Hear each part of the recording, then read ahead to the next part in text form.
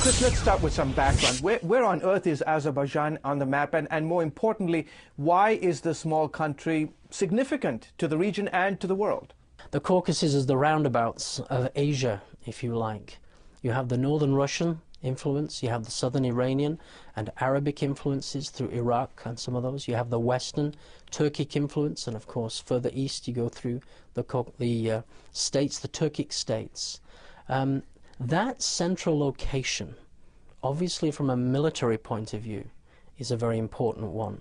For the American side, that's important. For the Russian side, of course, it's a buffer to different parts of the South and the Middle East, and also a very valuable oil resource. For that reason, for those geopolitical reasons alone, Azerbaijan has assumed a significance that is probably beyond its size and population. What's the dominant religion in Azerbaijan, and has religion played an important role in shaping the country? In the last several hundred years, of course, since Islam has held sway, it's formed and created that mindset that to be an Azerbaijani is to be a Muslim. Now, whether we would consider them very good Quran reading and understanding Muslims is another discussion and another question. But yes, as an ethnic cohesion point, Islam is a very important thing to the Azerbaijani people. So is it an Islamic state, say like Iran or Saudi Arabia? There is no Sharia law in Azerbaijan, and we have an elected government. We have a sense of being an Azerbaijani is a very important thing, as opposed to being, say, for example, a radical Muslim, which we would find maybe in other parts of the region around them. There is a Christian presence in Azerbaijan. How many actually call themselves believers? If we're talking about Christians from an Azeri Muslim background, our best guess is around about 10,000. There are, of course, other people groups. There's probably about 12 or 13 different people groups, even within the Republic of Azerbaijan. And there are, of course, some remaining Orthodox believers from the old Russian churches. How does the government view Christians? Are they perceived as a threat to society? Generally, I don't feel that the government in any way fear the Christian church in any sense, because a lot of what the Christians are doing, they know and recognize as very good. But, of course, these are elements that are not under their control. These are elements that they would consider to be foreign instigated, if not foreign backed, and that has resulted in some obstruction to registration, that has resulted in some issues, some imprisonings that have happened in the past. In the 90s, Azerbaijan had a conflict with its neighbor Armenia.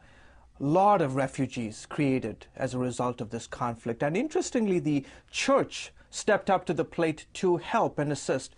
Tell us about this. Well, one of the verses from the Word that often was brought up from several different groups was from Jeremiah 29:7, which is, "Seek the welfare of the city where I sent you. Pray to the Lord on its behalf, because in its welfare is your welfare."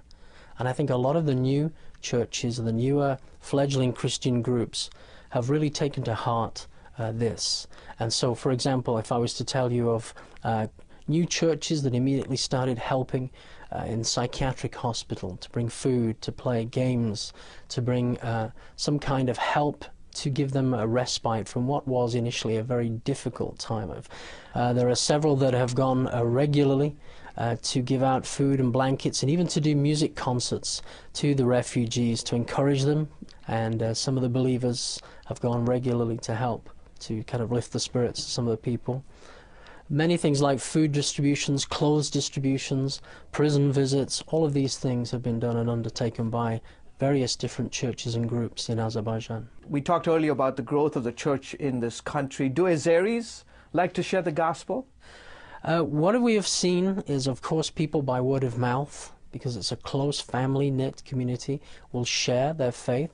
There are other things, of course. There's a lot of internet ministry that goes on, some of it by satellite TV. There's also a phone-in.